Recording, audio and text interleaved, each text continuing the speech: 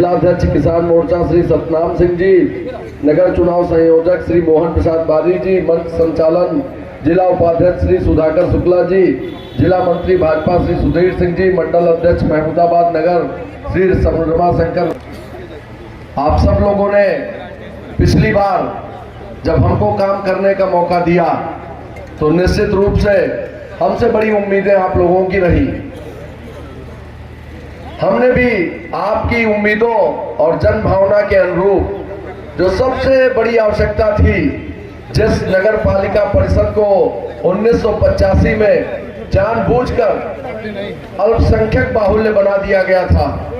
माननीय मंत्री जी, आप जिस जगह पर बैठे हैं, ये जगह ग्राम चतुराबेहड़ की थी। ये ग्राम चतुराबेहड़ महमूदाबाद से लगा हुआ था, लेकिन इससे 3 किलोमीटर दूर नहर के उस पार नूरपुर जो अल्पसंख्यक बाहुल्य है, उसको महमूदाबाद नगर पालिका का हिस्सा बनाया गया था, लेकिन इस चतुराबेहड़ के लोगों के साथ भेदभाव किया गया था।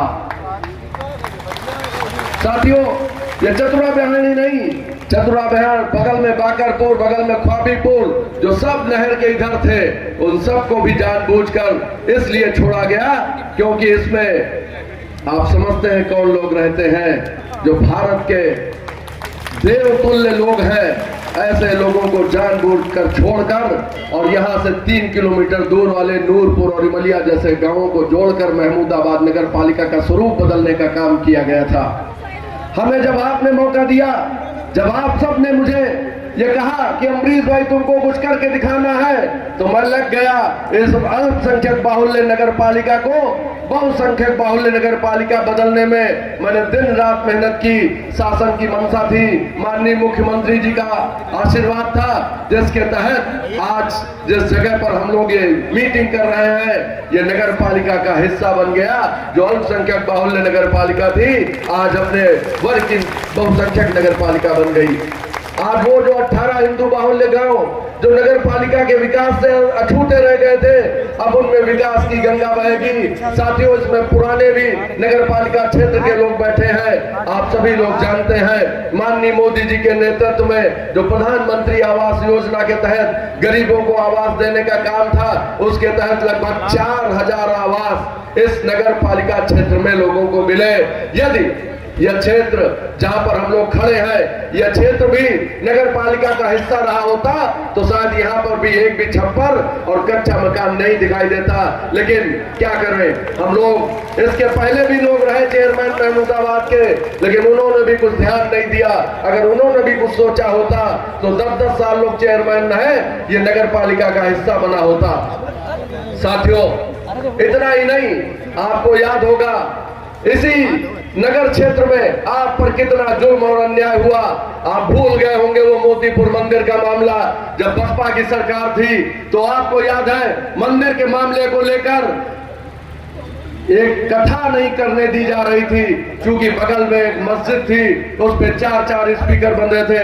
जब गांव के लोगों ने, मोतीपुर मोहल्ला के लोगों ने अपने मंदिर पर स्पीकर बांधकर कथा करनी चाहिए तो प्रशासन ने उनको रोक दिया। और आपको मैं बताता चलूं, हो सकता है आपको ध्यान न हो, उस समय मेरा 1 साल का एक बेटा था और उसका उसी दिन जन्मदिन था, जिस दिन प्रशासन ने ये कहा कि अमरीश भाई या तो जेल जाओगे या तो हमारी बात को मान लोगे। साथियों, मैंने जेल जाना स्वीकार किया आपके लिए, लेकिन प्रशासन के आगे गलत तरीके से झुकना नहीं स्वीकार किया। मेरे पिताजी तब जीवित थे, मेरे पिताजी मुझको जेल पर छोड़ने गए, उनकी आंखें नम हो गईं। एक इंस्पेक्टर जो साथ में था, उसकी भी आंखें नम हुई। पिताजी ने पूछा, तुम मेरे बेटे को जब जेल छोड़ने आए हो तो तुम्हारी आंखें नम क्यों हैं? तो उसने कहा, क्या करूं, मजबूर हूं। ऊपर की बात थी, वहां के लोगों ने, एक अल्पसंख्यक वर्ग के यहाँ के सांसद थे, उनके इशारे पर मुझे जेल भेजा जा रहा था। वो इंस्पेक्टर की भी आंखें नम थी, लेकिन मजबूर था बेचारा, खाकी पहने हुए था, लेकिन जो उससे कहा गया वो करने के लिए उस समय मजबूर था। मुझे जेल भेजा गया। मेरे साथ श्री रमेश चंद्र वर्मा, मेरे साथ एक पंडित जी, मेरे साथ एक बहेलिया परिवार की बहुत गरीब महिला, एक शीला गुप्ता जी, इस तरीके से एक शिवेंद्र यादव, इस तरीके से कई लोगों को जेल भेजा गया। 17 दिन मैं जेल में रहा। जेल में जब मैं था तो मुझ पर रासुका लगाने का भी कुछ प्रयास किया गया, लेकिन आप सब लोगों का आशीर्वाद था, हम लोग उस समय रासुका से बच गए। 17 दिन बाद जमानत हम लोगों को हो पाई। ऐसे कितने ही मामले हुए महमूदाबाद में। एक सीबू चौधरी का मामला हुआ, जिसने हमारी बहनों के लिए क्या क्या नहीं फेसबुक पर लिखा। हम लोगों ने जब यहाँ रमकुंडा चौराहा जाम किया तब प्रशासन ने उसको जेल भेजा। 1-2 साल जेल में रहा, तबीयत भी उसकी दुरुस्त हो गई होगी। साथियों, आपको याद होगा कि एक घटना फतेहपुर में हुई थी। एक राठौर परिवार की बालिका के साथ में कुछ लोगों ने बलात्कार किया। उसका मुकदमा भी पंजीकृत नहीं किया गया, उसका मुकदमा नहीं लिखा गया। जब मुकदमा नहीं लिखा गया तो हम लोगों ने थाने का घेराव किया। उसके बाद में उसका मुकदमा लिखा गया, लेकिन फिर भी दोषियों को जो दंड मिलना था वो दंड नहीं मिल सका। लेकिन ये भारतीय जनता पार्टी की सरकार है। माननीय योगी जी के नेतृत्व में आप समझते हैं, आप जानते हैं क्या क्या नहीं हो सकता। जो गलत करेगा ये सब आप जान चुके हैं। बोला आपका ये नौजवान साथी, जब भी आपके लोगों पर, बहुसंख्यक लोगों पर अत्याचार हुआ, आपके इस नौजवान साथी ने आपकी आवाज को उठाने का काम किया, आपके लिए लड़ाई लड़ने का काम किया। और जब आपने पिछली बार मुझे मौका दिया तो कुछ विकास कार्य भी हम लोगों ने किए। ये जो सामने सड़क है, चाहे जिस सड़क पर आप चले जाइए, माननीय मंत्री जी, जब आप लखनऊ से आए हैं तो लखनऊ वाले मार्ग पर स्ट्रीट लाइट लगने का काम हो, चाहे रामपुर मथुरा रोड पर स्ट्रीट लाइट लगने का काम हो, चाहे फतेहपुर रोड पर स्ट्रीट लाइट का काम हो, चाहे फतेहपुर रोड पर स्ट्रीट लाइट का काम हो, चाहे सिदौली रोड पर स्ट्रीट लाइट का काम हो, चाहे राजा रोड पर स्ट्रीट लाइट का काम हो, चाहे चीनी मिल जाने वाली रोड पर स्ट्रीट लाइट का काम हो, चाहे रमुआपुर से बन्नी मंदिर की तरफ आप जाइए, वहां पर स्ट्रीट लाइट का काम है। आज महमूदाबाद में जब आपका कोई रिश्तेदार नातेदार आता है तो चारों ओर से प्रकाश चमचमाता है, लाइटें चमचमाती हैं। साथियों, इतना ही नहीं, हम लोगों ने जो धार्मिक भेदभाव हम लोगों के साथ में किया गया उस पर भी कड़ी नजर रखी।